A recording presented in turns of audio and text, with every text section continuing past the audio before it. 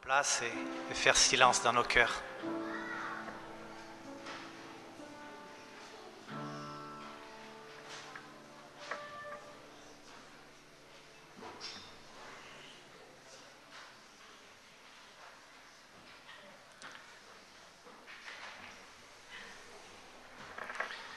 Ce matin, nous voulons adorer Dieu de tout notre cœur.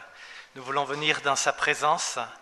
Et je vous invite à chanter sur les transparents pour commencer. C'est auprès de Dieu que je veux me tenir. C'est auprès de Dieu. Il est mon sauveur, mon roi. C'est auprès de Dieu que je peux ressentir. Amen.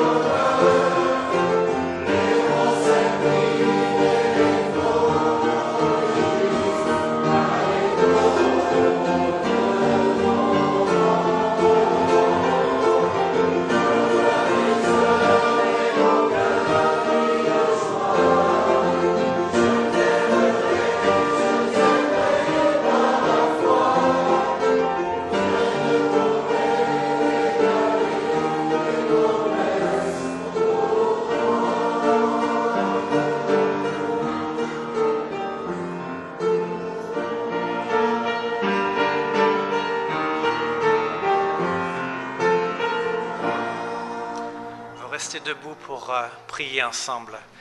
Nous venons à toi, Seigneur, ce matin, et c'est le cri de notre cœur. Tu es extraordinaire, ton amour est merveilleux. Tu es notre refuge, tu es notre réconfort. Et nous voulons t'adorer, non seulement ensemble ici, mais nous voulons que la terre entière t'adore, que tu sois honoré, que ta gloire éclate, et que chacun puisse voir et nous réjouir, nous délecter dans ce que tu es. Rien ne pourrait égaler tes promesses pour moi. Et nous voulons proclamer ce matin qui tu es dans nos vies. Nous te louons, nous invoquons ta présence, sois parmi nous, que nous passions ce temps dans une adoration réelle et profonde. Nous te prions au nom du Seigneur Jésus-Christ. Amen. Je vous invite à vous asseoir.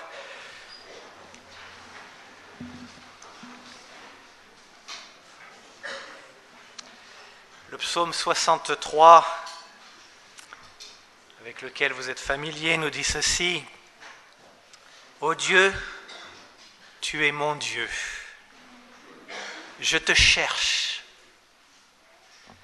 C'est le cri de notre cœur ce matin, n'est-ce pas? Je veux chercher Dieu. Je te cherche. Mon âme a soif de toi. Mon corps soupire après toi. C'est des beaux versets à la fin de l'été parce qu'on sait ce que c'est que la soif, que la chaleur, n'est-ce pas?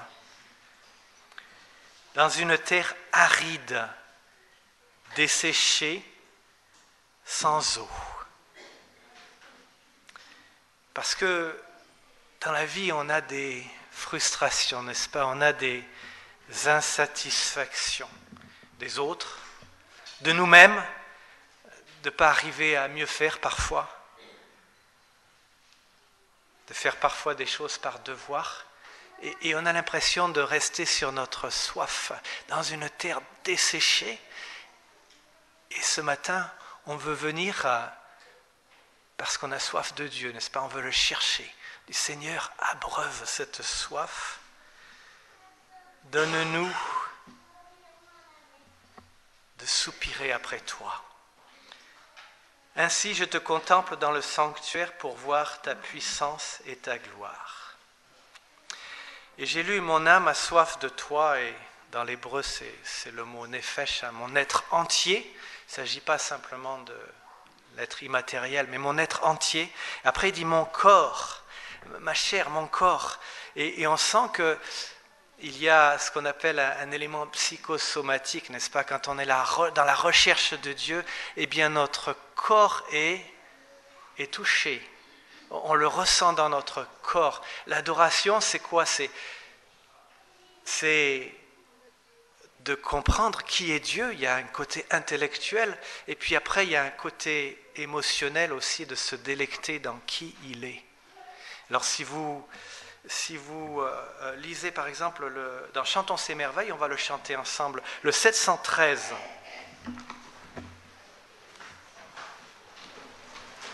Le 713, en Chantons ces merveilles, dans le lieu saint, j'entre, Seigneur, tout ébloui par ta splendeur, je tremble un peu.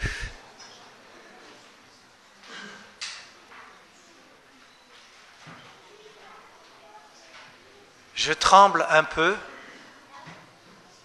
On va essayer de... Vous êtes avec moi?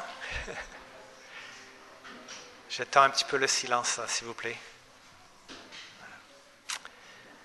Je tremble. Et après, il va dire, la strophe 2, tu m'envahis de ta présence, tu me ravis par ton amour. Vous sentez quand on est dans la présence de Dieu, tu m'envahis de ta présence, tu me ravis par ton amour. Il y a ce côté émotionnel aussi. Voilà, prenons ce temps dans le silence de nos cœurs, tout en chantant, de se trouver dans la présence de Dieu, à la fois avec toutes nos pensées, notre intellect, mais tout notre cœur et nos émotions.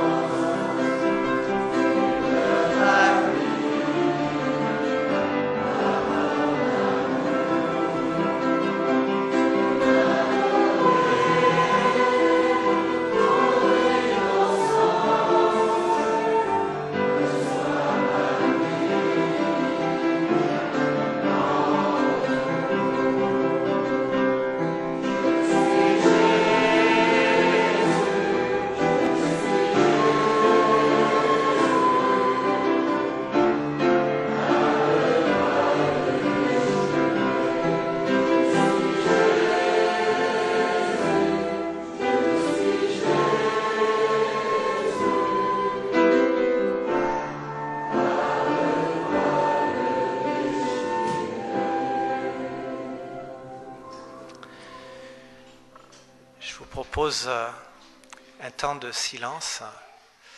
Verset 3, il est marqué « Je te contemple dans le sanctuaire ». Et peut-être ce temps de silence, c'est pour chacun d'entre nous de nous placer devant Dieu et de contempler Dieu.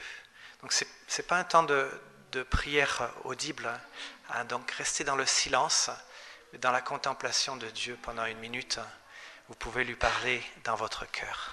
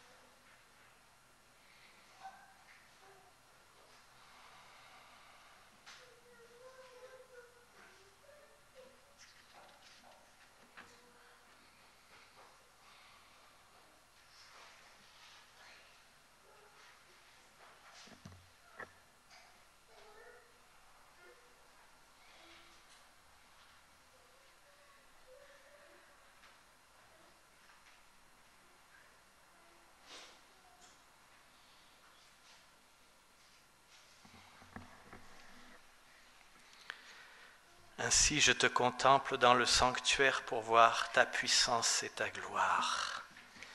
Quelque chose qui nous rafraîchit, n'est-ce pas, qui nous fait du bien dans une terre aride, de regarder, de contempler Dieu.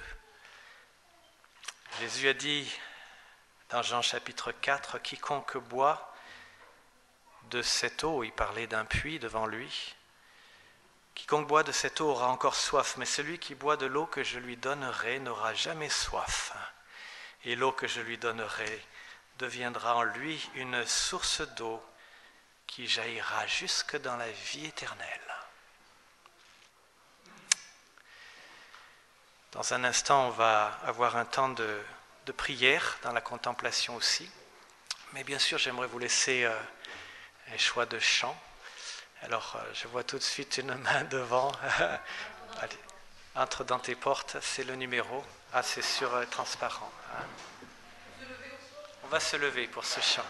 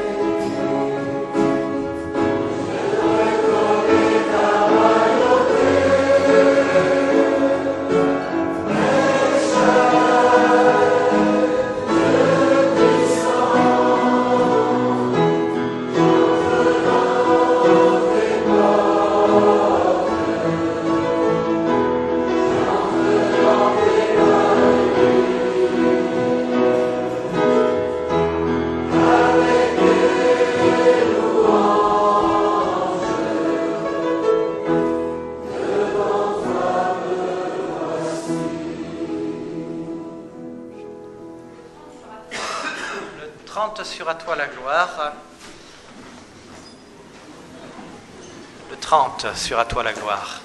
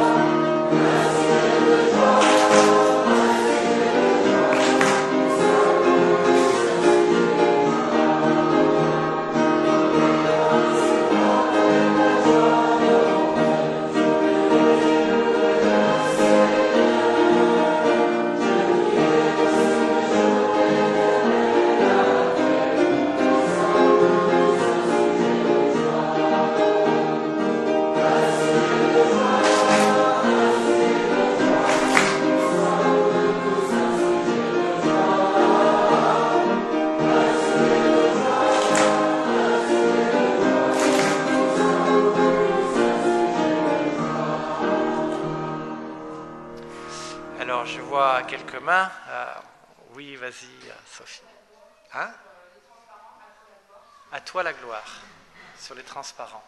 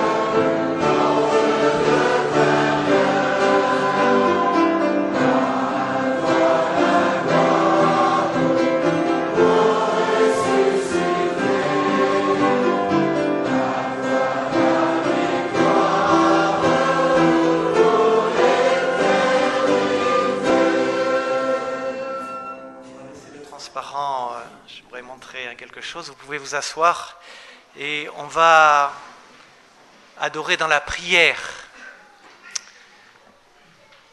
Et j'aimerais que dans nos prières, tout simplement, on dise au Seigneur, tu es, et lui donner un titre que l'on trouve dans la Bible, ou même un titre que l'on trouve dans certains chants, parce que bien des titres viennent de la Bible. Mais regardez dans ce chant, je pourrais tout simplement prier et dire, Seigneur, tu es le ressuscité. Seigneur, ou même en dessous, tu es le prince de la paix. Tu es mon puissant soutien. Tu es ma vie. Tu es ma gloire. Et quand on regarde les Écritures, on voit une foule de titres pour le Seigneur Jésus-Christ. Tu es mon avocat, tu es admirable, tu es le Père éternel, tu es Emmanuel. J'aimerais que chacun d'entre nous disions comme ça des titres au Seigneur, dire voilà ce que tu es pour nous. Comme chacun apporte une fleur et faire un bouquet au Seigneur comme cela. À toi la gloire, tu es le ressuscité. Prions ensemble.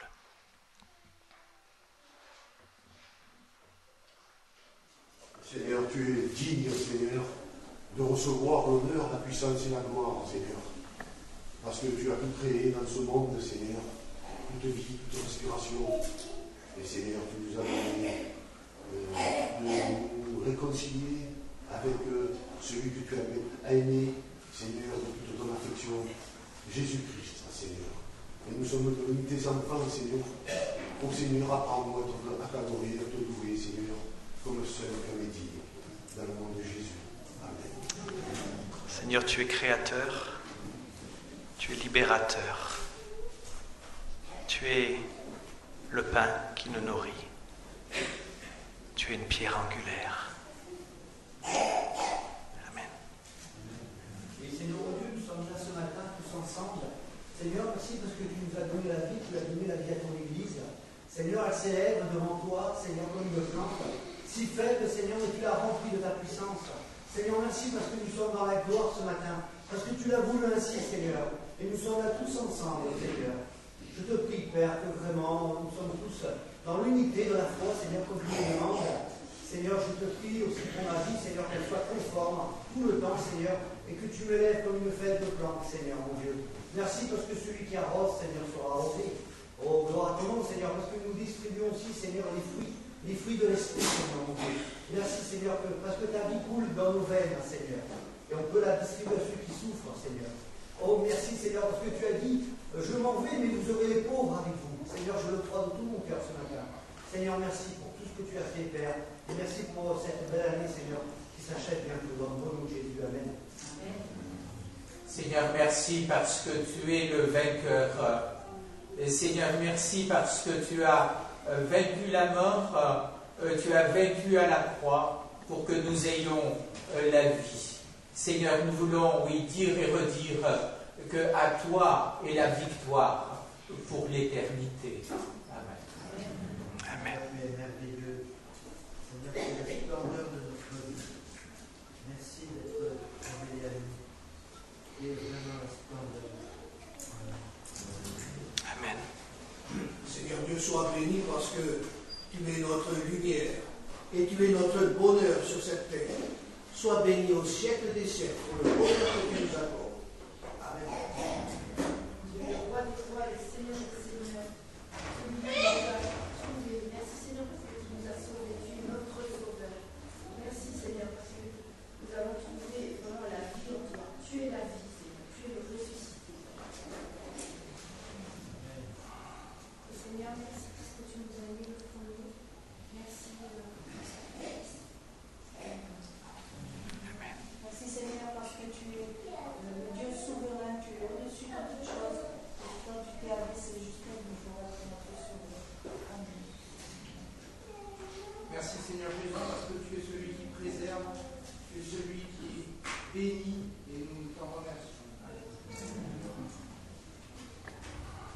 Seigneur, parce que tu es le Dieu véritable, tu es le Dieu vivant. Nous voulons te louer et t'adorer constamment.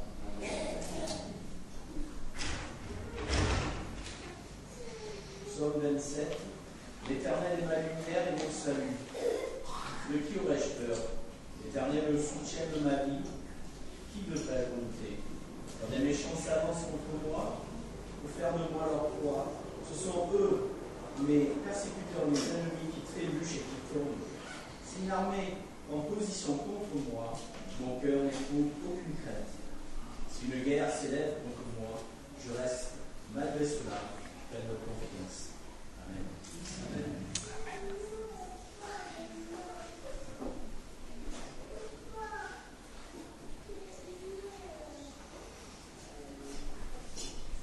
Seigneur, je te remercie parce que tu es le bon berger, parce que tu es celui qui nous garde et qui prend soin de nous jusqu'à la fin. Au nom de Seigneur Jésus. Seigneur, je te bénis parce que tu es ma prière. Je sais que tu habites mon cœur pour l'éternité. À toi toute la gloire. Seigneur Jésus, merci pour la grandeur de ton nom. Jésus, celui qui sauve. Merci de nous avoir sauvés de la destruction du péché.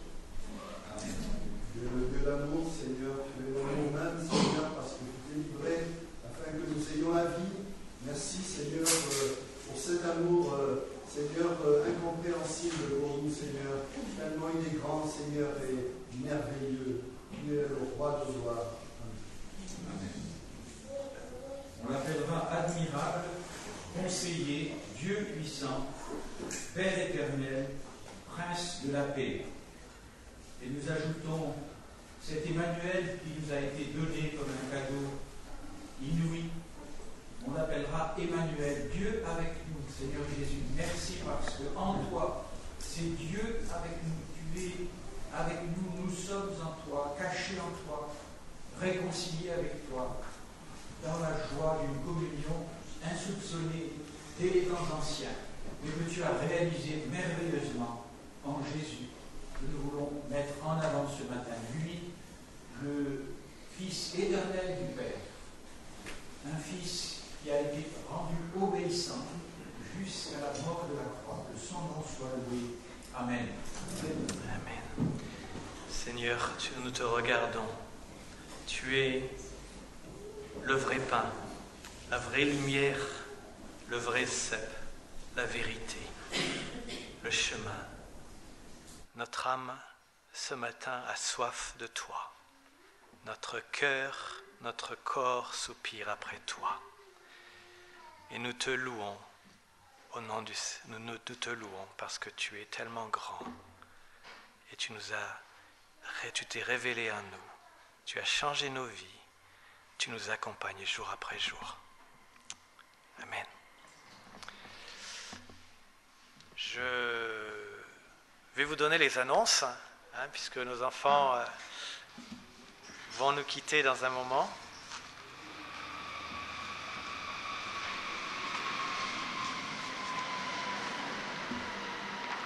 Alors, les annonces qui sont affichées ici, vous avez les rendez-vous de la semaine, rencontre de prière, conseil matanier, repas de rentrée.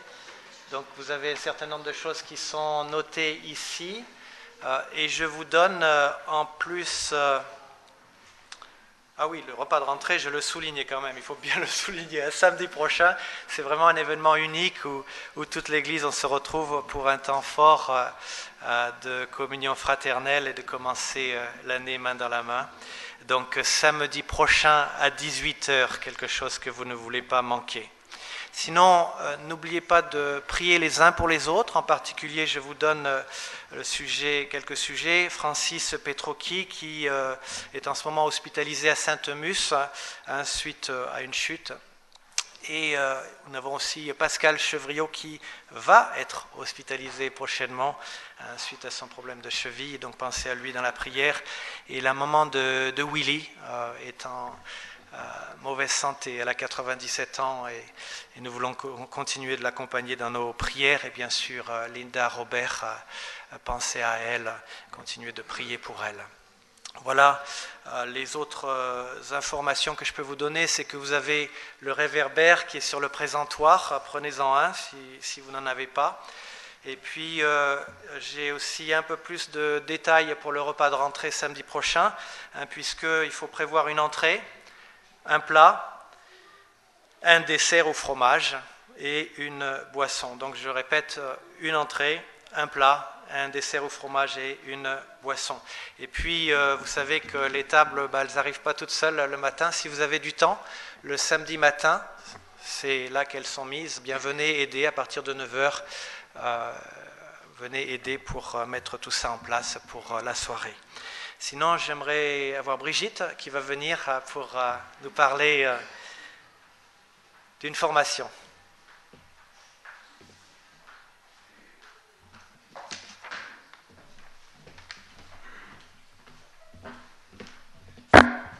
Merci, bonjour à chacun et à chacune.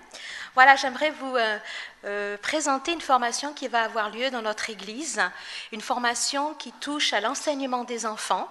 Alors bien sûr, cette formation, elle s'adresse à qui? D'abord, elle s'adresse aux moniteurs, aux monitrices de l'école du dimanche, des clubs, mais peut-être des camps aussi, des camps prochains. Alors bien sûr, les camps Matania, ils sont derrière nous, mais il y en a d'autres qui vont arriver, donc c'est bien de se préparer avant. Sur 5 samedis, donc la première session se fera le samedi 29, ensuite ce sera le 13 octobre, le 20 octobre, le 10 novembre et le 8 décembre. Sur 5 samedis, il y aura une formation du matin, 9h15 jusqu'à environ 16h30 à 17h. C'est une formation sur 30 heures. Alors qu'est-ce qu'on y fait? Il y a plusieurs choses. On enseigne l'enseignement biblique sur l'enfant, l'importance du moniteur, une vue d'ensemble du message du salut. Qu'est-ce que c'est que le message du salut? La préparation et l'enseignement d'une leçon biblique. Comment conseiller un enfant qui vient vous voir pour le salut ou pour autre chose, etc. Encourager aussi un enfant converti, comment le faire grandir dans sa foi. Alors je crois que c'est une formation qui est riche et ceux qui veulent s'engager dans cette formation, vous venez me voir ou vous venez voir Willy Connaisson. Voilà, je vous invite fortement à cette formation. Merci.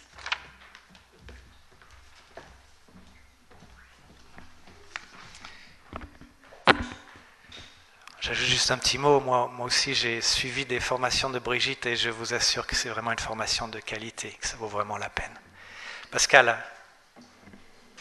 plupart de ça, je reviens avec un groupe au Maroc où nous avons visité des contacts réguliers là-bas. Je voudrais vous transmettre les salutations d'une part des chrétiens du village d'Anergui, un petit village perdu en haute montagne, des chrétiens très isolés. Je voudrais vous inviter à prier, à continuer à prier pour eux. Il faut se rendre compte que nous avons le privilège de nous retrouver semaine après semaine dans nos églises, parfois même en semaine, on a encore une deuxième, troisième occasion de se voir. Pour le village que j'ai visité, les chrétiens n'ont réussi à se voir que 2 à 3 fois dans l'année qui vient de s'écouler, tous ensemble. Après, ils se retrouvent ponctuellement, mais occasionnellement quand même, par petits groupes, c'est-à-dire une famille qui habite 2 autres familles. Vous imaginez le peu d'occasions d'enseignement que cela représente. Priez aussi pour que des Marocains chrétiens puissent visiter ce village isolé. Le gros problème est d'avoir un enseignement plus riche que simplement ce que chaque personne a pu comprendre. Il faut se rappeler que beaucoup d'entre eux sont illettrés, donc n'ont même pas accès eux-mêmes aux textes bibliques. Donc voilà, priez pour qu'il y ait vraiment une occasion d'enseignement.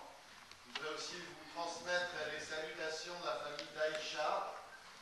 Vous donner des bonnes nouvelles d'une certaine manière d'Aïcha, cette femme qui est handicapée, elle a du mal à respirer, à déglutir, et malgré tout, le Seigneur a permis qu'elle retrouve des forces au point qu'elle ait pu un peu nous accompagner dans certaines de nos activités. J'aimerais enfin vous remercier de leur part pour ce qui a été donné. On ne lui a pas les mains vides puisqu'on a amené des vêtements, on a amené des fauteuils roulants, on a amené du matériel paramédical, etc. Et beaucoup de choses sont venues de l'Assemblée, beaucoup plus que les autres années, au point qu'il y avait 2 fauteuils roulants, je n'ai pas pu emmener, je n'avais pas la place. Mais ils ont été très touchés par l'abondance de ce qui a été donné. Les enfants ont aussi donné beaucoup de jouets, les enfants d'église ont donné beaucoup de jouets. Et pour certains enfants là-bas, c'était extraordinaire, c'était la première fois qu'ils voyaient un jouet, qu'ils tenaient en main un jouet. Imaginez ce que ça peut représenter à la fois comme étonnement et comme joie. Alors merci pour chacun aussi pour ceux qui ont prié pour le passage de la frontière. Ça a été un des passages les plus faciles alors qu'on avait le plus de choses interdites dans notre coffre. Donc merci Seigneur, les douaniers nous ont laissé passer avec facilité déconcertante. Merci pour tout. Voilà. Donc, vas-y, je te laisse. Esther.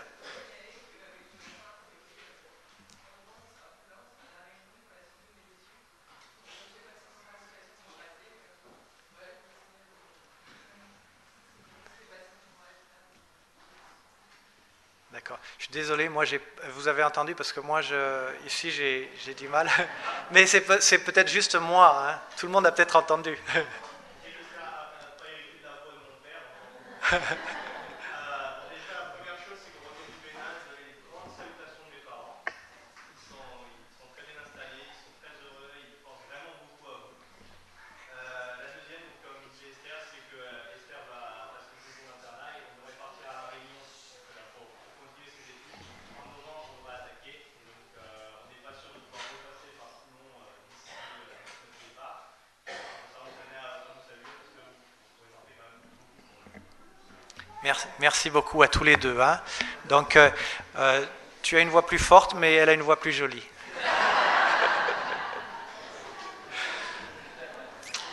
Allez, un dernier chant. Et puis, alors, effectivement, tu as levé la main depuis un moment. Je vais te laisser choisir. Dis-moi. Oui. T'adorons Adonai. Et on va se lever.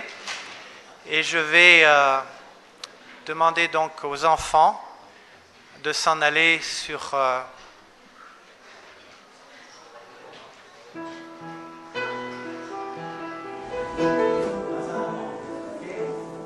savez, quelqu'un s'en va, comment il faut faire?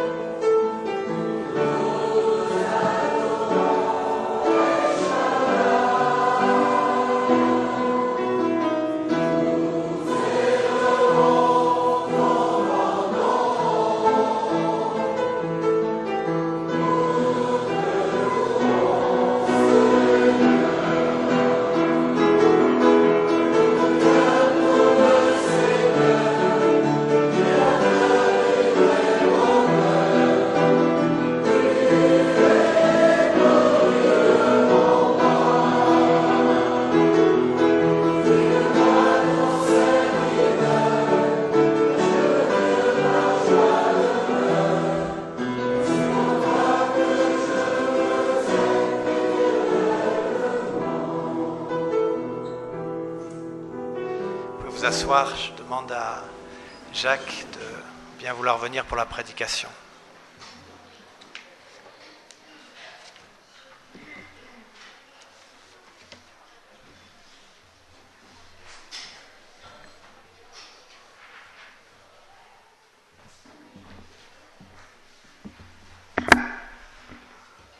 Seigneur, nous voulons te demander la grâce d'être éclairé par ta parole.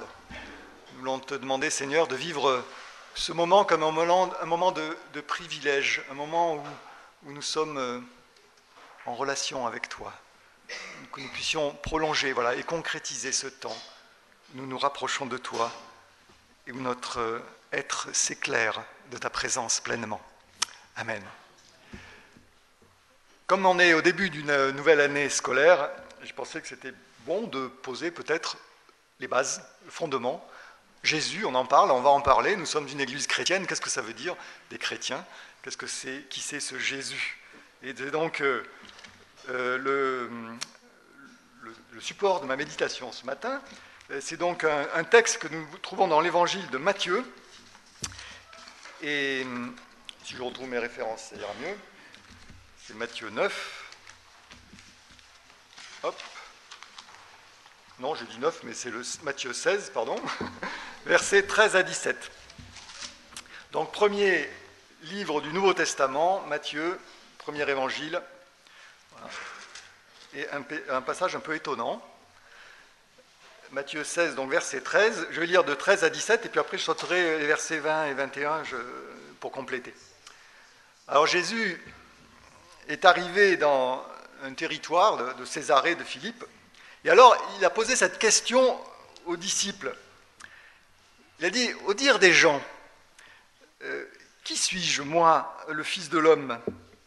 Alors ils répondirent, les uns disent que tu es Jean-Baptiste, d'autres que tu es Élie, d'autres disent que tu es Jérémie, ou bien l'un des prophètes. Mais vous, dit-il, qui dites-vous que je suis? Alors il y avait Simon-Pierre qui était là, et il répondit, tu es le Christ, tu es le Fils du Dieu vivant. Jésus reprit la parole et lui dit, ah, tu es heureux Simon, fils de Jonas. Tu es heureux parce que ce ne sont pas là la chair et le sang qui t'ont révélé cela, mais c'est mon Père qui est dans les cieux qui te l'a révélé. Et verset 20, alors il recommanda sévèrement aux disciples de ne dire à personne qu'il était le Christ. Jésus commença dès lors à montrer à ses disciples qu'il lui fallait aller à Jérusalem, qu'il allait souffrir beaucoup de la part des anciens, des principaux sacrificateurs et des scribes, qu'il allait être mis à mort et qu'il allait ressusciter le 3e jour. Alors je vais vous dire un secret. Moi aussi, je crois que Jésus, c'est le Christ. Alors pour ceux qui n'ont pas compris,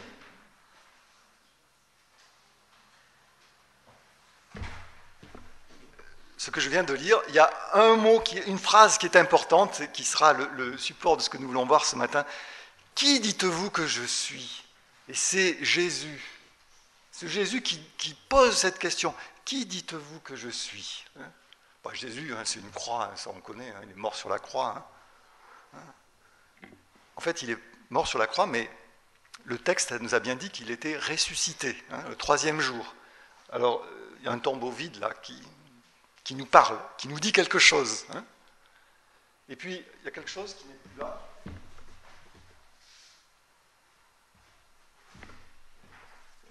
Quand Jésus a été annoncé, il a été présenté comme cet astre qui se lève sur ceux qui sont assis dans une vallée de ténèbres. Viendra cet astre brillant, et il sera, pour le peuple qui le voit, le sujet d'une grande joie. C'était une parole de prophétie qui était dite bien avant que Jésus ne vienne sur la terre. Cet astre levant qui est attendu. Alors Jésus-Christ, tout le monde connaît. Enfin, en tout cas, on en a entendu parler quand même.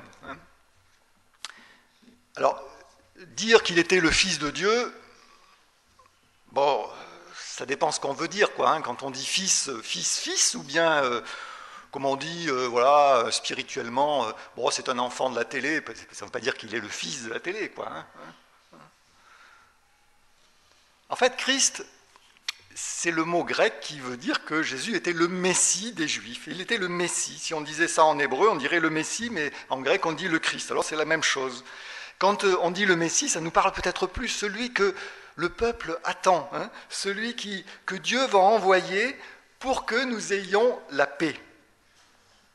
Alors, si être Messie, peut-être que c'est quelqu'un qui est capable de mettre fin à toute forme d'oppression, de mettre fin à toute violence, qui va arrêter les souffrances, qui va arrêter les maladies, qui va apporter le bonheur à tous, et de manière durable, bien sûr, hein, soit juste, équitable, et puis même s'il pouvait réduire les impôts en plus, ça serait parfait. Hein. Et c'est vrai qu'en période électorale, il y a comme ça beaucoup de messies qui nous font des promesses, et dans les hommes politiques, il y en a deux sortes, il y a ceux qui font des promesses et qui ne les tiennent pas, et puis il y a ceux qui ne font pas de promesses, et en général, ils arrivent à les tenir. Jésus ne porte pas un projet politique, il s'adresse au cœur de chacun. Il s'adresse personnellement à chacun de nous. Alors, si le Christ, le Messie qui vient, c'est celui qui va guérir les maladies, celui qui va chasser les démons qui hantent le cœur des hommes, celui qui donne du pain à celui qui a faim, celui même qui accessoirement peut même marcher sur les eaux quand il a besoin de traverser un lac, hein, tout ça, c'est des choses qu'on nous raconte que Jésus les a faites. Hein. Il les a faites au vu de tout le monde. Hein. Alors, ce n'était pas un secret, c'était... Et si être le Christ, le Messie, c'était ça, tout le monde, ça aurait posé aucun problème. C'était le Messie. Et pourtant, quand les hommes de son temps ont regardé Jésus, certains ont dit, c'est un prophète. C'est vrai, il y a quelque chose chez lui qui vient de Dieu, mais... c'est un prophète, hein, comme Élie. Élie avait fait aussi des miracles et des prodiges. Donc Jésus était effectivement quelqu'un qui a fait des prodiges, qui a fait des miracles. Pourtant, cela n'a pas fait de lui le Messie, parce que beaucoup d'autres prophètes l'avaient déjà fait avant lui. Et puis tout ce que ces prodiges qu'ont fait les prophètes, au fond, ça n'a pas changé le cours du monde. Ils étaient simplement des gens qui annonçaient quelque chose de la part de Dieu, alors que le Christ Messie, celui qu'on attend, lui, vraiment, il doit changer les choses et mettre en place ce règne de Dieu. Et Pierre, que nous suivons ce matin, eh bien, il était juif. Alors, il savait que la venue du Christ, c'était ce temps que Dieu a fixé pour bouger les choses sur la terre. Et le royaume de Dieu, pour un juif, c'est un monde qui est gouverné, mais pas de la même manière que ceux que nous connaissons. C'est un monde dont le fonctionnement va être complètement différent de ce que nous connaissons aujourd'hui, parce que c'est Dieu qui va régner. C'est un Dieu qui est vivant et qui va entrer en action. Or, le problème avec ce qui est vivant, c'est que ça a sa logique propre. Ce n'est pas forcément notre logique. Ce qui vit, ça vit selon sa vie. Et nous, notre vie, elle est différente des fois. Quand vous avez un truc inerte, c'est-à-dire sans vie, vous n'avez pas de problème. Vous en faites le tour, vous avez bien cerné ce que c'est, vous revenez, ça n'a pas bougé. Ça ne vous surprend pas. Et une religion morte, c'est pareil, vous en faites le tour, et quand vous en aurez bien fait le tour, vous verrez si vous pouvez vous en servir, si ça vous sert à quelque chose, et puis si ça ne vous sert à rien, vous n'êtes pas obligé de vous en servir non plus. Avec un Dieu vivant, c'est pas pareil. Parce que vous pensez à en avoir fait le tour, d'avoir tout compris, et puis un beau jour, voilà qui vous pose une question. Attendez, vous dites, un Dieu, ça ne pose pas des questions. Il pourrait rester à sa place. Et voilà que ce Dieu s'adresse à vous et il vous dit, mais et toi, qui dis-tu que je suis ? Et ce jour-là, dans la tête de Pierre, je pense que les choses ont dû un peu s'accélérer. Il a repassé le film, comme on dirait. Il était juif, il a été enseigné, il avait des choses qu'il avait reçues, il avait déjà vécu. Et tout ça s'est mis en accéléré dans sa tête, parce que ça faisait maintenant quelque temps qu'il suivait ce Jésus. Il sentait bien confusément qu'il se dégageait de cet homme Jésus quelque chose d'indéfinissable. Il y avait bien sûr ces miracles qu'il faisait, qui jalonnaient son parcours, mais en même temps, il y avait plus que cela. Ce qui l'impressionnait, c'était les paroles de ce Jésus, elles tombaient justes. Elles étaient remplies d'un amour puissant.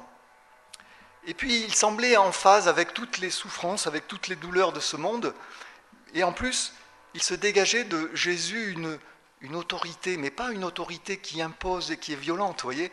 Une autorité, comme on dit, quand il disait quelque chose, il n'y avait rien à rajouter derrière. C'était ça, c'était la vérité. On en a pris d'ailleurs l'expression, on dit c'était une parole d'évangile. Ça tombait comme ça, juste pile poil là où il fallait. Et ces paroles de Jésus, elles parlaient du royaume de Dieu.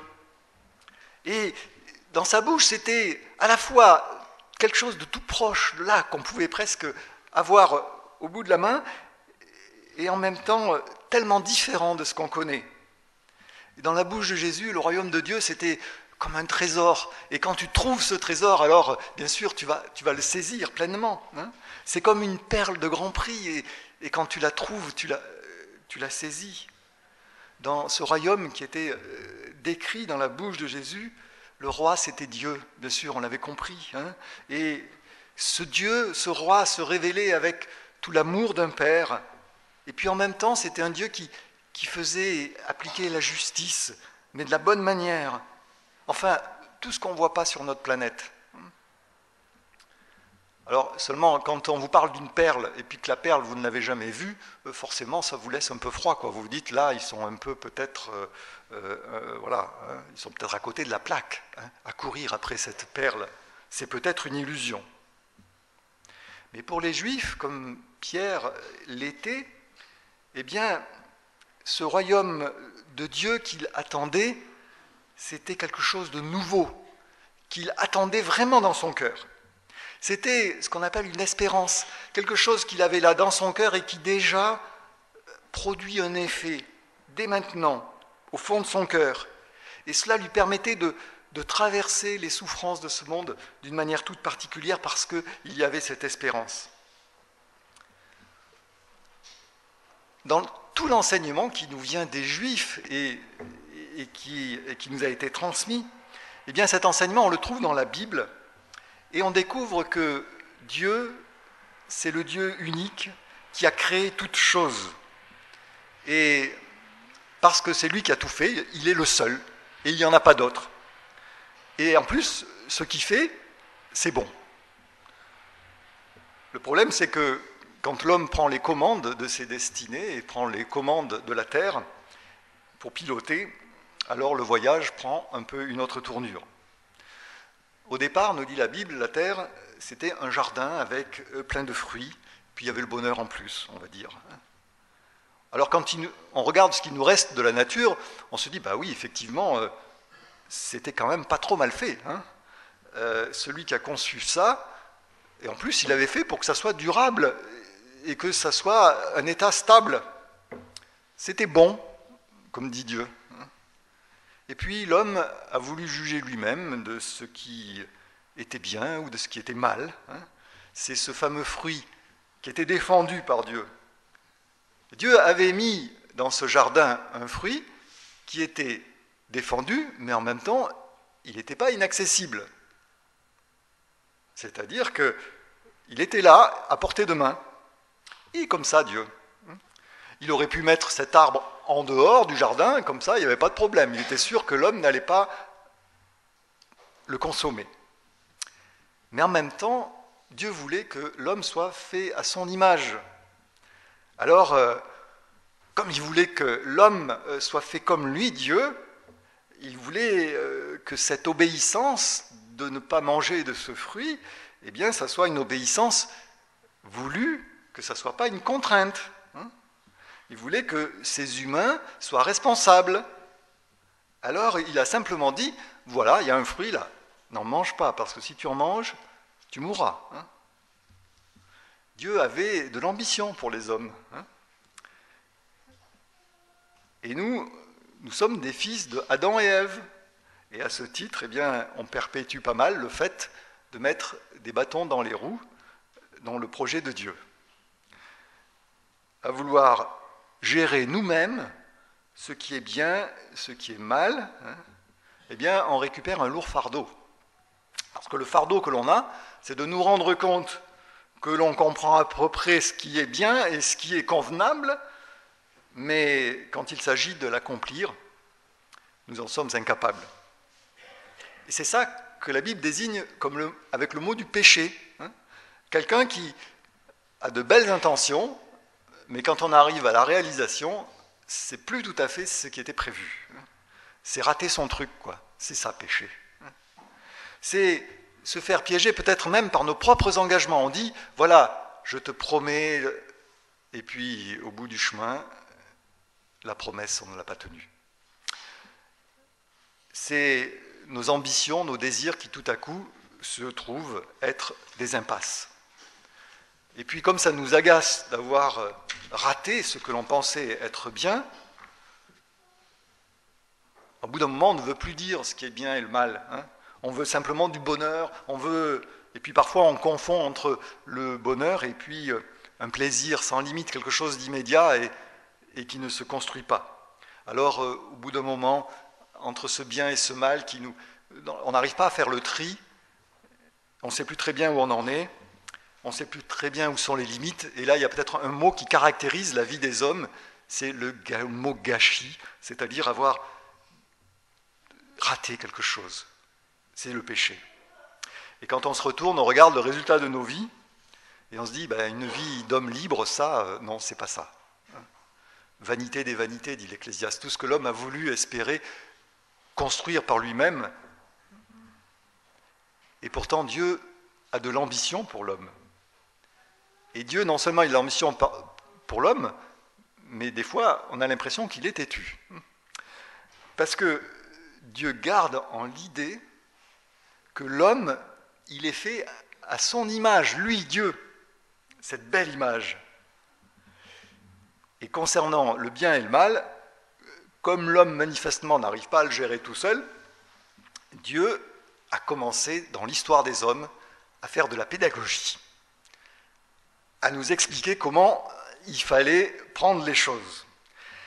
Et pour le faire, il a commencé à s'adresser il y a très longtemps à un homme qui s'appelait Abraham. Vous savez, c'est le père des Juifs. Alors, Dieu s'approche d'Abraham et lui dit, alors, ça se passe bien là dans le pays où tu es ? Bon, il n'a pas dit tout à fait comme ça. Mais là, il y a eu un grand silence, parce que ça ne se passait pas très bien pour Abraham. Abraham n'était pas heureux dans son pays. Alors Dieu lui a dit, quitte ce pays, va là où je te montrerai, et là, je te ferai du bien. Si on met le décodeur, ça veut dire, écoute, Abraham, si tu acceptais de regarder la réalité, là où tu es, tu t'enterres. Pour toi, il n'y a pas de secours ici. Mais si tu veux me faire confiance, moi qui suis ton Dieu, eh bien, une autre vie est possible pour toi. Eh bien, Abraham, figurez-vous, qu'il a entendu ces paroles et qu'il les a crues. Et à partir de ce jour-là, eh bien, il est devenu un autre homme. Pourquoi ? Parce que c'est la première fois qu'il acceptait de faire confiance à quelque chose qu'il ne voyait pas, quelque chose qui n'était pas de lui. Sa vie a changé ce jour-là parce que maintenant, c'est Dieu qui pilotait les choses. Et il acceptait de lui faire confiance. Et tout à coup, la trajectoire de sa vie a été complètement différente. Parce que c'est Dieu qui pilotait. Même son nom, c'était Abraham. Il a changé. Il est devenu Abraham. On a mis un petit H au milieu de son nom. Parce que Abraham est devenu le père d'une nation qui a été bénie par Dieu. Et ça, c'était une promesse pour très loin. Mais déjà, sur cette terre, cet Abraham a reçu ce qui lui avait été promis par Dieu, une terre. Et ça a été un changement immédiat pour lui. Ce petit H au milieu de son nom, c'est le souffle de Dieu. C'est la part de Dieu qu'il a accepté de faire entrer dans sa vie. Et les Juifs, qui sont les vrais fils d'Abraham, savent qu'ils doivent, tout ce qu'ils doivent à ce souffle de Dieu quand il vient dans leur vie. Et ça s'appelle la foi. Et combien il faut saisir ces rendez-vous de Dieu quand il nous les fixe.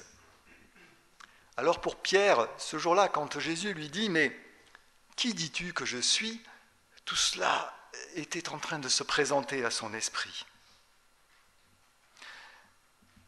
Abraham, avec ce souffle de Dieu qui ce jour-là était entré dans sa vie.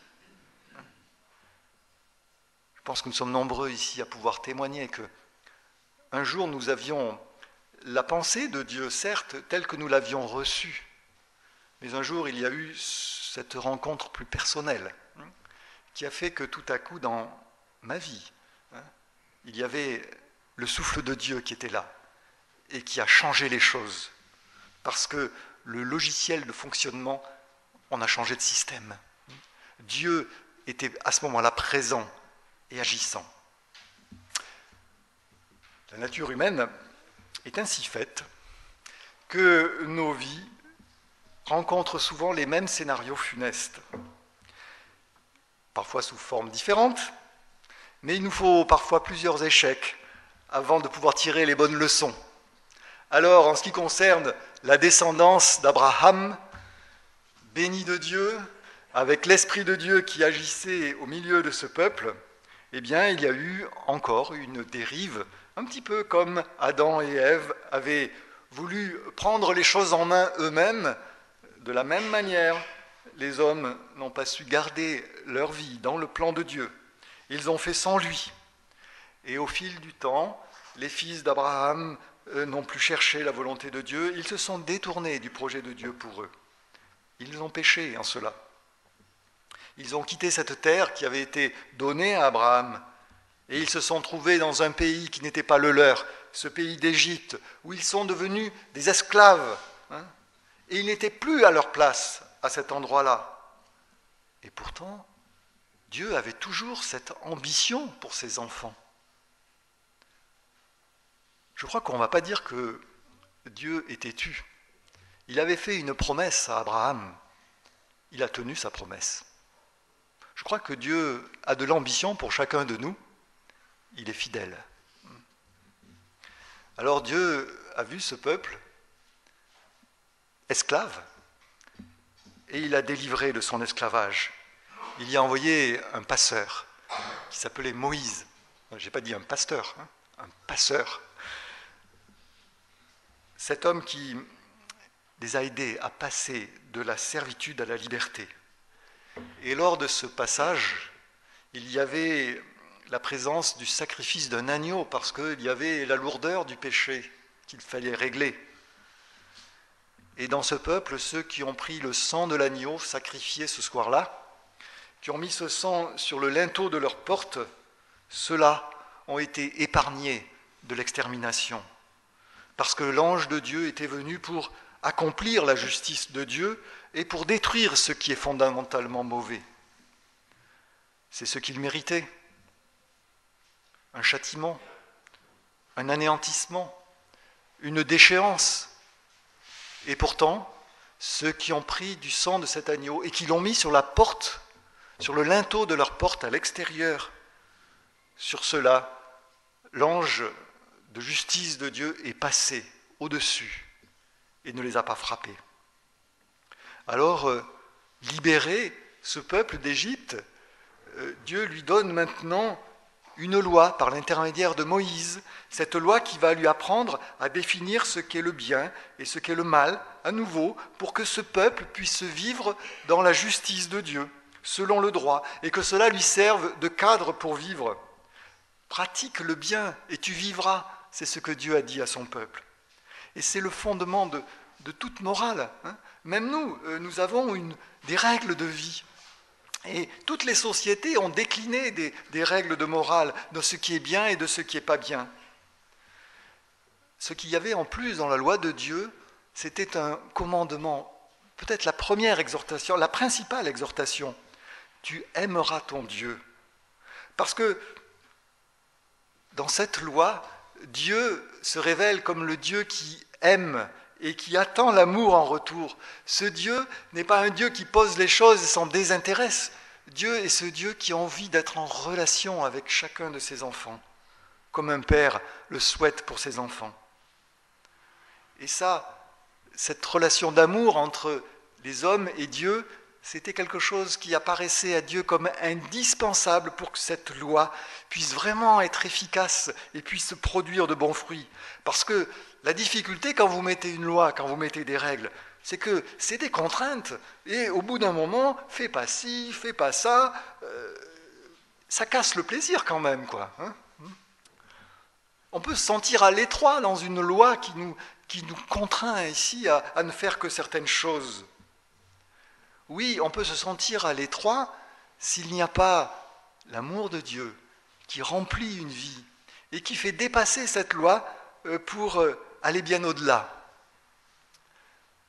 Même les philosophes qui ne sont pas chrétiens disent que c'est important d'avoir une loi, d'avoir une morale, des fois on dit une éthique, hein, d'avoir des règles. Il y a un philosophe qui, lui, alors il prend beaucoup de soin à dire qu'il n'est pas croyant. Hein. C'en est même suspect, je trouve. Il s'appelle M. Comte Sponville. Hein. Et je lisais quelque chose de lui récemment, et il disait, mais la loi, elle est indispensable, la règle est indispensable, la morale. Hein. Elle nous protège de nos folies, hein. Mais elle est indispensable, on ne peut pas s'en passer. Mais en même temps, elle n'est pas suffisante. Hein. Parce que ce n'est pas cela qui nous fera accéder au bonheur. La loi, la règle n'est pas quelque chose d'actif, hein, c'est quelque chose qui est mort, c'est quelque chose qui ne nous nourrit pas, qui ne nous donne pas l'élan pour pouvoir aller plus loin, pour pouvoir vivre. L'apôtre Paul disait ça beaucoup plus simplement, il disait, mais qui me délivrera de cette loi qui me montre tout ce que je fais mal, tout ce que mon incapacité à accomplir le bien. Cette loi qui me révèle ma culpabilité, et vivre qu'avec sa culpabilité, ce n'est pas tenable. Cette loi qui me tue au lieu de me donner la vie. Eh bien, pour que cette loi ne tue pas, mais qu'elle donne la vie, Dieu a promis aux Juifs la venue du Christ, du Messie. Parce que, oui, cette loi n'est pas suffisante pour établir la justice. Il faut quelqu'un qui mène, quelqu'un qui entraîne, quelqu'un qui conduise pour que le peuple puisse trouver une réelle vie épanouie avec cette loi. Alors l'intervention de Dieu par un Messie est donc quelque chose d'attendu, et c'est seulement là que le plan de Dieu sera achevé, que le détour du péché aura été dépassé pour retrouver la paix avec Dieu, se réconcilier avec celui qui nous a fait. Quand Dieu aura trouvé sa place dans le cœur de l'homme, parce que l'homme aura trouvé sa place dans le cœur de Dieu. C'est ça le Messie qui donne la paix. Vous voyez que ce n'est pas simplement une paix qui se définit comme l'absence de guerre, hein. C'est une paix qui est promesse, qui est un temps de récolte, qui est un temps de moisson. C'est une paix qui fait reverdir le désert. C'est une paix qui fait fleurir nos vies. Hein. C'est l'image de la vie qui est retrouvée avec Dieu. Ce jour-là, il n'y avait pas de train à l'époque, mais Pierre, moi j'ai trouvé qu'il était un petit peu comme quelqu'un qui est sur le quai d'une gare, qui attend la venue de celui qui vient par le train. Le train tarde, et puis tout à coup, il y a quelqu'un qui lui tape sur l'épaule et qui lui dit « Coucou, je suis là ». Et c'était lui, celui qui l'attendait. Mais il ne venait pas du tout par là où il l'avait attendu. Pourtant, c'était lui. La venue de Jésus sur la terre, dans le peuple juif, à ce moment-là, cela ne relevait pas du tout du hasard. C'était le plan de Dieu. C'était le jour où Dieu a ouvert quelque chose, une dimension nouvelle, la possibilité d'avoir une vie en interaction avec lui. C'était à la fois l'accomplissement de tout ce qui avait été annoncé depuis les temps les plus anciens, on peut dire même depuis le début, depuis cette première chute d'Adam et Ève. C'était le moment où l'homme allait pouvoir être réconcilié enfin avec son Dieu.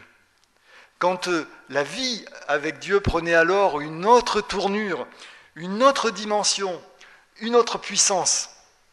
C'est un peu comme si, après avoir fait notre vie comme une belle voiture dans laquelle nous mettons les belles règles, des beaux fonctionnements, un volant, voilà. Il manquait simplement un moteur et du carburant. Cela était beau en extérieur, mais cela ne permettait pas d'avancer, cela ne permettait pas de progresser, que de rester immobile et recroquevillé pour surtout ne pas... Voilà. Et puis, avec la venue de Jésus, tout à coup, voilà que dans une vie vient un moteur puissant, un moteur en forme de croix qui nous parle de ce qui est nécessaire, de l'énergie qui peut venir de Dieu et qui peut transformer une vie, et comment elle va agir sur les choses qui se voient. Comment le moteur de cette croix, c'est le Saint-Esprit qui vient de Dieu, qui touche l'homme et qui lui parle. Alors ça, c'était une surprise de découvrir que ce Jésus-là, qui l'accompagnait depuis pas mal de temps, mais dont il n'avait jamais mesuré qui il était vraiment. Il s'attendait, lui, en tant que juif, à l'arrivée d'un Messie tonitruant, visible de tous, clairement identifié. Et il découvre ce jour-là que c'est ce Jésus qui était là, sans façon, même sans éclat particulier, à côté de lui, et pourtant, il était là en vérité. Moi, je suis bien éloigné de ce temps, de Pierre, de cette venue de Jésus. Je suis bien éloigné même de ces lieux. Et pourtant, je vous témoigne que cette même révélation tout à coup de découvrir que Jésus n'est pas simplement celui que je pensais, qu'il n'était pas simplement quelqu'un qui avait de belles paroles, mais qu'il était le Christ, le Fils du Dieu vivant, celui qui allait changer ma vie et faire qu'en m'appuyant sur lui, ma vie fonctionnerait à partir de ce jour-là de manière différente. C'était en septembre 1974 que j'ai fait ce choix. Vous voyez, aujourd'hui on est en 2012. Cette vision soudaine de ce qui est vraiment Jésus, celui qu'on croyait connaître, mais qui était bien plus que ce que l'on avait imaginé, ça a été celle de cet apôtre Pierre, et c'est celle de beaucoup de croyants, qui ont arrêté de faire comme s'ils ne voulaient pas écouter Jésus, et qui ont accepté d'entendre cette voix qui leur parlait. Tant que notre pensée concernant Jésus s'appuie sur ce que nous savons de la vie, sur notre expérience, sur notre perception humaine, alors nous sommes dans une perception de Jésus qui s'appuie sur la chair et le sang, c'est-à-dire sur ce qui est notre monde et notre environnement et notre perception. Et nous nous limitons à ce que nous voyons et à ce que nous comprenons. Finalement, nous nous limitons à ce qui vient de nous.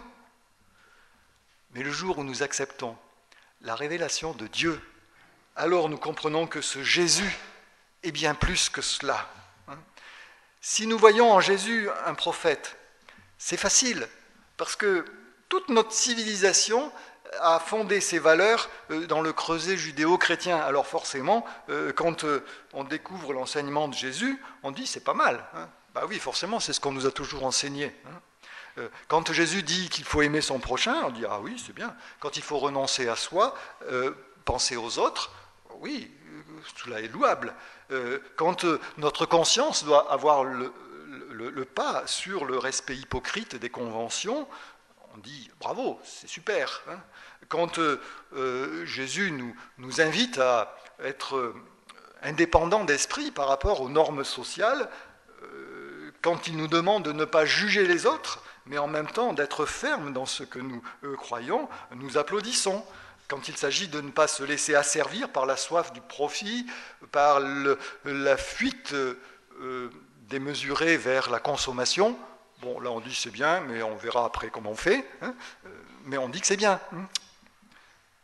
Mais quand nous suivons Jésus sur la croix, quand sur la croix, nous disons, mais c'est là que ce juste a été sacrifié, peut-être on y voit un héros pathétique, mais si on s'arrête à suivre Jésus uniquement sur la croix, on dit à la fin, il meurt, il a emporté toutes nos illusions, toutes les déceptions des hommes, c'est beau, c'est pathétique. On n'est pas dans le Christ, on n'est pas dans le Jésus qui est le Messie qui était attendu et qui allait changer les choses. Parce que le Christ est celui qui manifeste la puissance de Dieu sur la terre, le Dieu créateur qui intervient à nouveau. Si je vois dans ce Jésus le bras que Dieu envoie sur la terre pour accomplir sa volonté à mon égard, alors je vois que ce Christ est victorieux, parce qu'il a été relevé de la mort par la résurrection. Et croire que Jésus est le Christ, c'est croire que ce Christ est ressuscité 3 jours après sa mort. C'est ce qu'on appelle une transcendance. Si vous voulez expliquer comment on fait pour ressusciter, ne cherchez pas, vous n'y arriverez pas. Saisissez cette vérité. Jésus-Christ est mort sur la croix. Il portait là toute l'injustice du monde, il portait là ma propre culpabilité, mais il est ressuscité, il est victorieux. Et là, dans le vase clos de mes pensées, il y a tout à coup la révélation qu'il y a une puissance qui vient de Dieu et qui pouvait me donner la vie et transformer. Et tout à coup, ma trajectoire de vie dans le temps, dans mon histoire, tout à coup, il y a un croisement qui se fait, et à ce point-là de rencontre, tout à coup, je perçois l'éternité de Dieu, quelque chose qui m'avait échappé totalement jusqu'alors. Et ça bouscule complètement ma manière de voir les choses, parce qu'avec Jésus, qui est là, qui peut me parler, à qui je peux dire tout ce que j'ai sur le cœur. D'ailleurs, je n'ai même pas besoin de le dire, il le sait, mais il aime bien quand je le lui dis quand même. Et puis, il m'ouvre les yeux, il me donne son esprit pour comprendre les choses, pour m'ouvrir. Et que même dans les souffrances, je vois la main de Dieu, et je comprends là où il m'emmène, et que je trouve que ce chemin-là est bon. Alors je suis en train de reconnaître que Jésus est le Christ. Quand Dieu, à un moment donné, on peut dire que Dieu a planté Jésus sur la croix. Quand je dis cette expression, on peut être un peu choqué. Mais il y a eu des clous qui ont été plantés dans les mains de Jésus. Mais même Dieu a planté Jésus sur la croix en le laissant là, en l'abandonnant, en lui disant, mais voilà le lieu du péché, et voilà le châtiment qui va avec le péché. Jésus était bien sur cette croix, à notre place, et c'est ainsi que la justice de Dieu a été manifestée. Et lui seul, parce qu'il était juste, pouvait payer ce prix qui était nécessaire pour toutes nos ratés, pour tous nos péchés. Jésus a subi cette mort tout à fait volontairement, mais la mort qu'il a affrontée n'a pas eu de prise sur lui. C'est pourquoi Jésus est victorieux et que Dieu l'a relevé. Et dans ces moments, Dieu qui s'est acquis le droit de pardonner, parce que lui-même était juste, dit « pardonne-leur ». Il me pardonne. Quand je reconnais que Jésus est le Christ, je reconnais qu'il y a là le point de rencontre dans ma vie avec ce que le Saint-Esprit veut me révéler. Alors, ce Christ qui est ressuscité 3 jours après sa mort, il s'adresse à chacun de nous et nous dit « Et vous, qui dites-vous que je suis ?» Amen.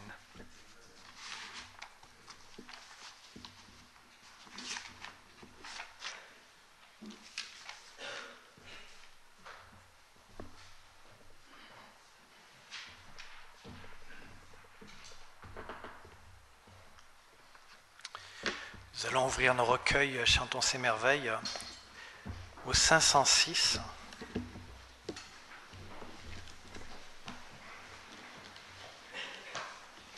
En fait, en écoutant ce message, si vous entendez le Seigneur vous dire « Mais qui dis-tu que je suis ?» Et peut-être vous n'avez pas répondu à cette question dans votre vie, et ce chant est pour vous, parce qu'il vous appelle à croire à ce qu'il est, le Messie. Christ, dans son amour, est mort pour vous sur la croix. Et il vous dit, viens, j'ai pris ton péché, j'ai payé pour toi, pour que tu puisses avoir la vie, pour que tu puisses vivre ce que vous venez d'entendre dans le message.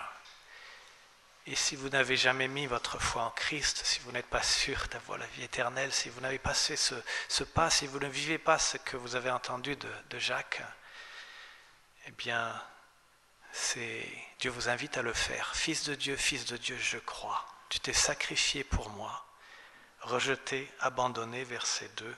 Mais toi, sur la croix, tu as souffert pour moi. Par ton sang avec Dieu, tu m'as réconcilié. En retour, avec joie, je me donne à toi. On chante ce chant.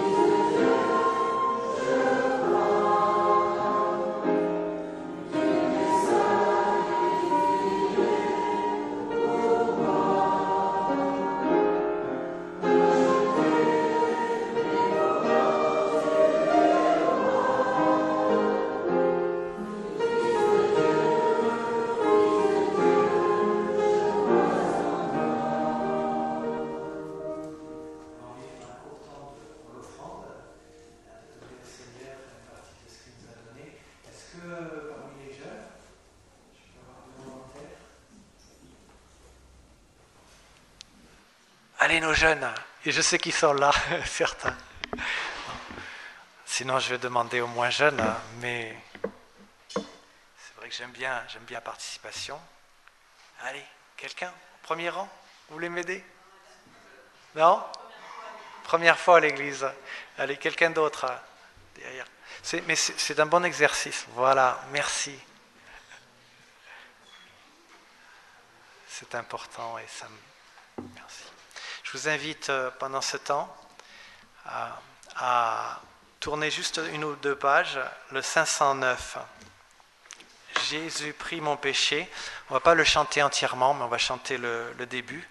Et on va même se lever pour ce chant. Juste avant la scène, nous allons célébrer ce que Christ a fait. 509. Thank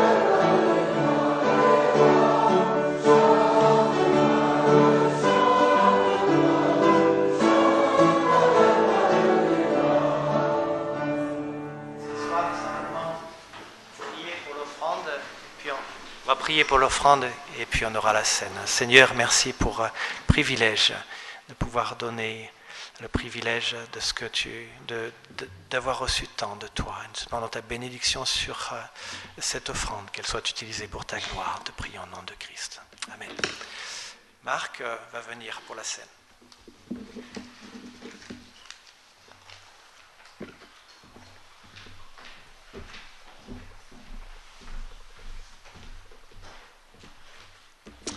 Bonjour à chacune et à chacun. Si nous sommes là à pouvoir célébrer la scène, c'est que le Seigneur a été fidèle. Et devant cette fidélité, la question peut se poser quant à la mienne, quant à la vôtre, quant à la nôtre. Voilà. Mardi, c'est la rentrée.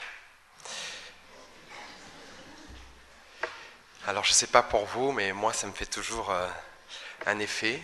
Il n'y a pas de rentrée s'il n'y a pas eu de sortie, on est d'accord, hein ? On n'aurait pas inventé ce mot. Et bien sûr, les vacances font du bien, ça nous permet de couper avec notre quotidien qui est bien souvent effréné et de nous dégager aussi bien souvent de nos responsabilités et ainsi de suite. Et face à la rentrée, on se retrouve, en tout cas pour ma part, face aux défis qui sont là devant nous, qui sont bien souvent élevés en tant que parents, en tant que membres d'église, en tant que responsables. Et tout cela peut effectivement nous angoisser et même nous faire crier au Seigneur. Et il y a aussi tous les changements qui ne sont pas en notre faveur, nous qui aimons notre cadre et tout ce qui nous rassure notre quotidien habituel. Et pourtant, chaque rentrée a son lot de changements et nous met face à nos propres lacunes et peut-être aussi devant nos infidélités bien souvent.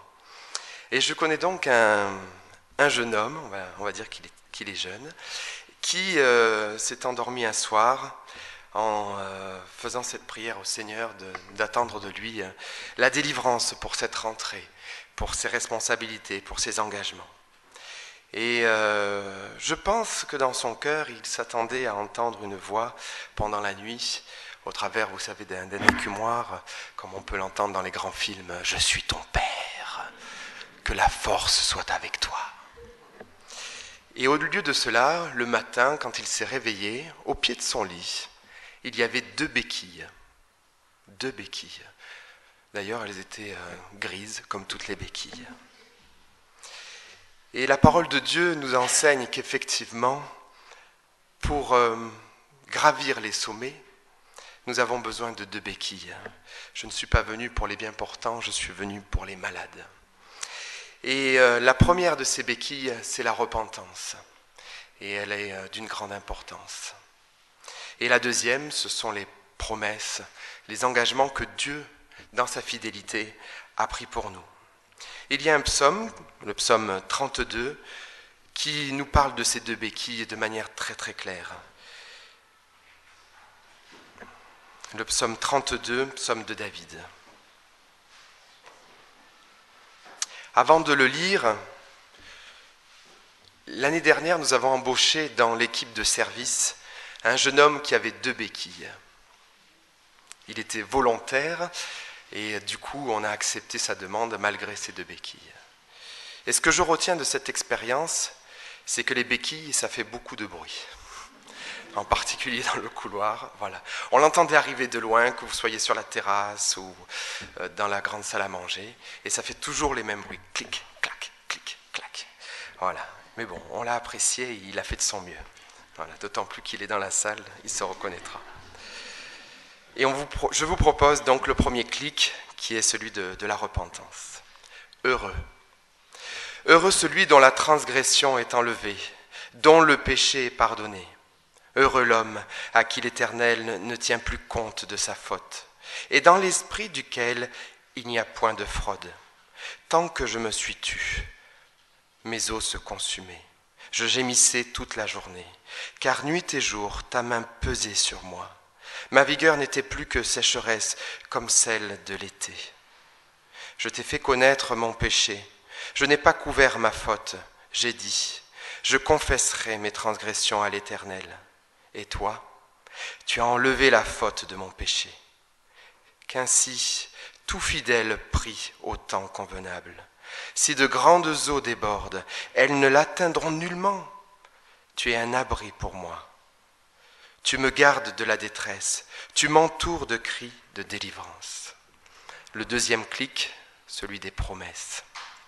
Je t'instruirai. Je te montrerai la voie que tu dois suivre. Je te conseillerai. J'aurai le regard sur toi. Ne sois pas comme un cheval ou un mulet sans intelligence. On le bride avec un frein et un mors dont on le pare, afin qu'il ne s'approche pas de toi. Il y a beaucoup de douleur pour le méchant, mais celui qui se confie en l'Éternel est entouré de bienveillance. Juste, réjouissez-vous en l'Éternel et soyez dans l'allégresse. Et on entend déjà le troisième clic, qui est en fait le premier, celui de la repentance. Poussez des cris de joie, vous tous qui êtes droits de cœur. La repentance est de retour.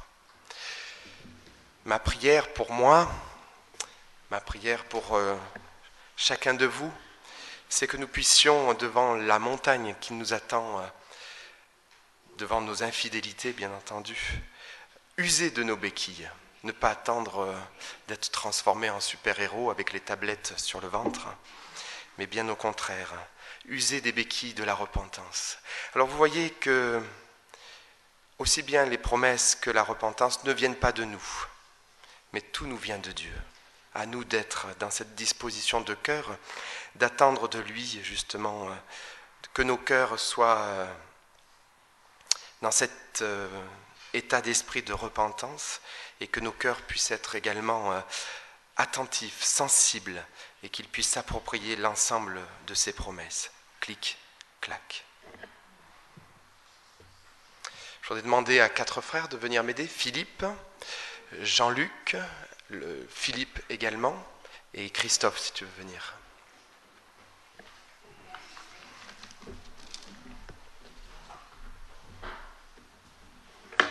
Pendant qu'ils préparent les éléments, je vous propose de chanter le 537. D'où me viendra le secours?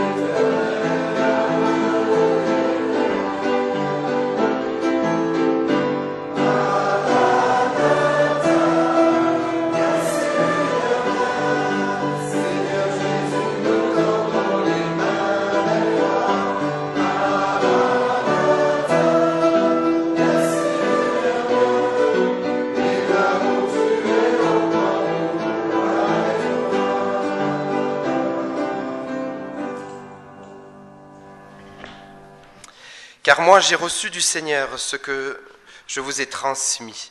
Le Seigneur Jésus, dans la nuit où il fut livré, prit du pain, et après avoir rendu grâce, le rompit et dit : Ceci est mon corps qui est pour vous. Faites ceci en mémoire de moi. De même, après avoir soupé, il prit la coupe et dit : Cette coupe est la nouvelle alliance en mon sang. Faites ceci en mémoire de moi, toutes les fois que vous en boirez. Car toutes les fois que vous mangez ce pain, que vous buvez cette coupe, vous annoncez la mort du Seigneur jusqu'à ce qu'il vienne. Ce repas est réservé à ceux qui ont demandé, par la grâce de notre Dieu, à recevoir ce H dans leur prénom, cette présence de Dieu, qui ont accepté que Jésus soit non pas un prophète, mais bien le Fils de Dieu, capable d'ôter le péché du monde, et le nôtre en particulier, le mien en particulier. Je vais prier.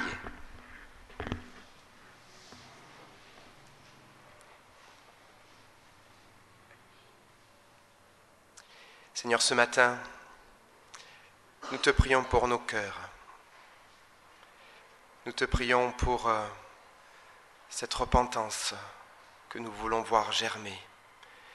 Une repentance non pas partielle, mais sur l'ensemble de nos fautes, de ce qui ne te convient pas dans nos vies. Merci parce que tu nous révèles, Seigneur, notre péché, notre état.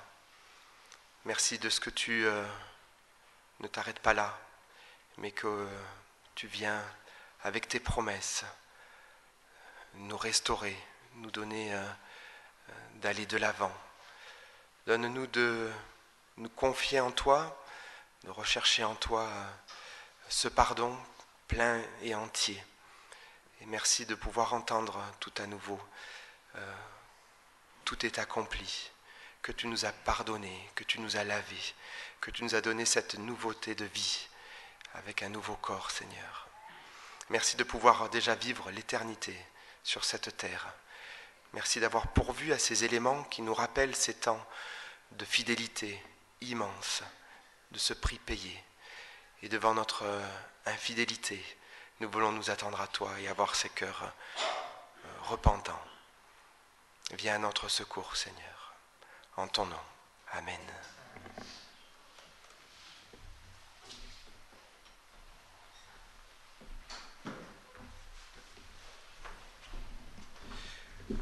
Comme une prière, je vous propose de chanter le 738, « Je laisse à tes pieds ».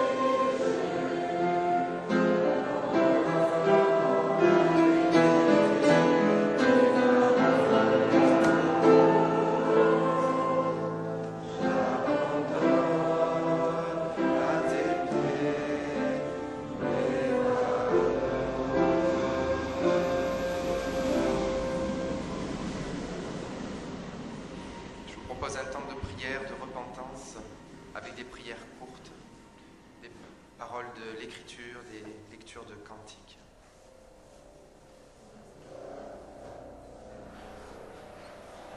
Le sang de Christ.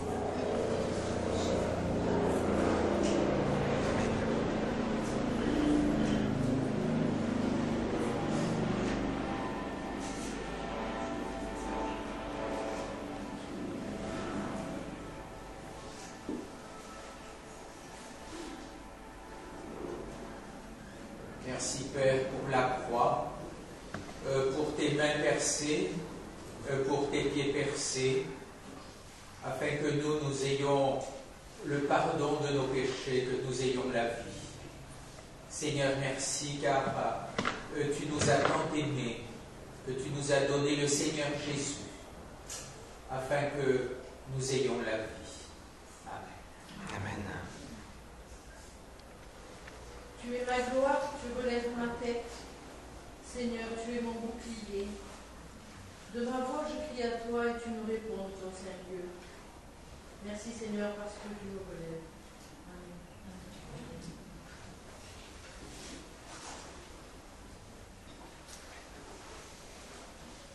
Mort avec Christ d'une mort volontaire, je vis au ciel déjà sur cette terre. En attendant son glorieux retour, je suis gardé par lui de jour en jour. Jour après jour, gardé par ton amour. Jour après jour, à l'abri de ton aile, c'est le repos et la vie éternelle. Je t'appartiens, ô Sauveur, pour toujours.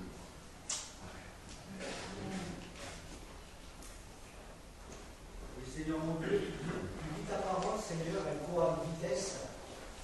Merci mon Dieu pour cela, que tu nous aimes. Amen.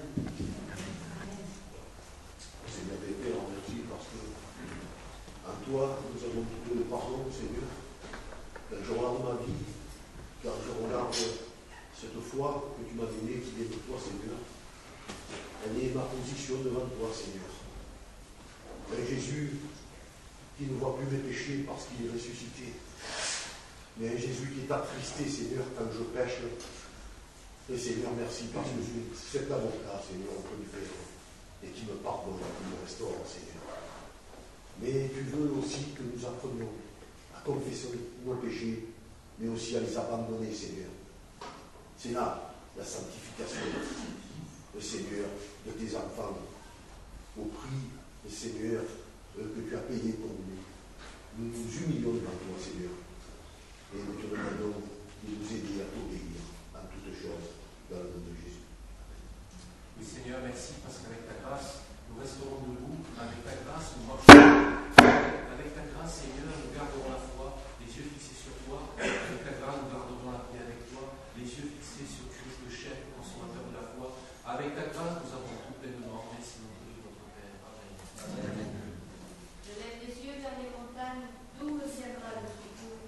Le secours me vient de Dieu qui a fait les cieux et la terre.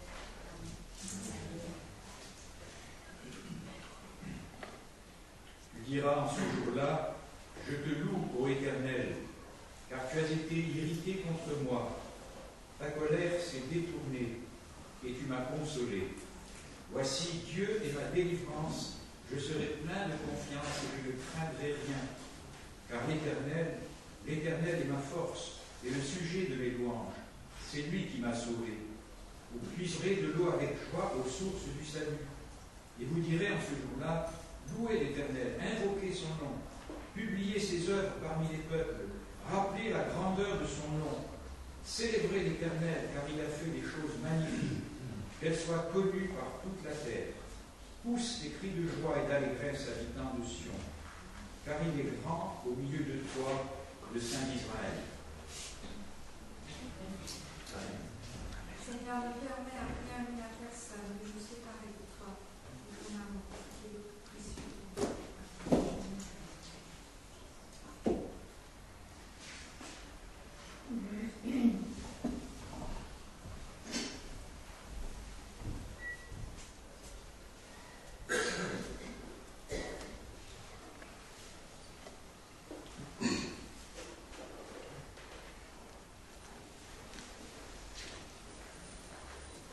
Tu as payé le prix, Seigneur, pour que nous vivions, Seigneur.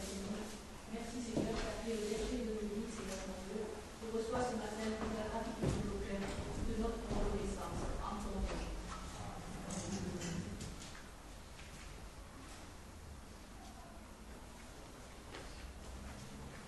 Merci Seigneur, parce que la vie avec toi, ce n'est pas pour après notre mort. Notre vie avec toi, c'est maintenant. Seigneur, quand nous savons pardonner, que nous savons accepter et aimer tel que nous sommes, quand nous te recevons et que nous mettons notre volonté en accord avec la tienne, Seigneur, c'est là pour nous le commencement de cette vie qui commence et qui n'a pas de fin, Seigneur, qui nous remplit de paix, parce que c'est toi qui nous l'as donné. Amen. Merci au Père éternel pour la révélation de ton amour en Jésus-Christ. Merci au Jésus, parce que tu t'es révélé à nous, parce que tu as ouvert mon cœur. C'est une grâce d'avoir ouvert mon cœur. Merci. Je vous propose qu'on chante un chant de consécration, le numéro 556 sur Chantons ces merveilles. Nous voici Seigneur.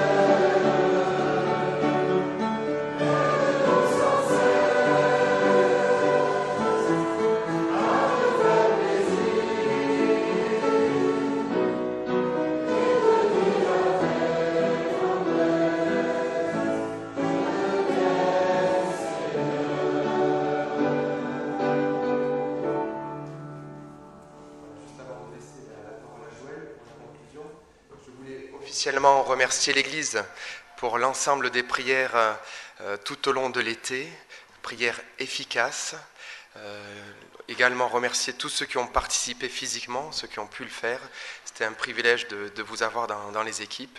Donc pour ceux qui ne le savent pas, l'Église est engagée dans une campagne d'évangélisation auprès des enfants, des préados, des ados, des adultes, des familles.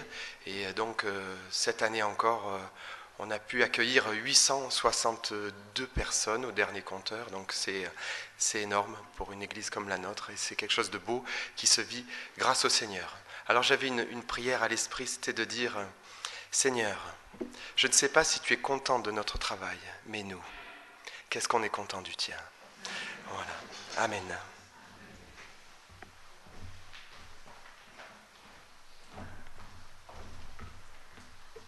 Merci Marc.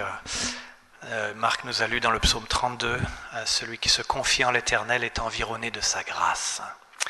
Et alors, c'est mon souhait pour chacun d'entre nous cette semaine que nous confions en l'Éternel, que Dieu suscite cette foi en nous et qu'il vous environne de sa grâce. Bon dimanche et bonne semaine.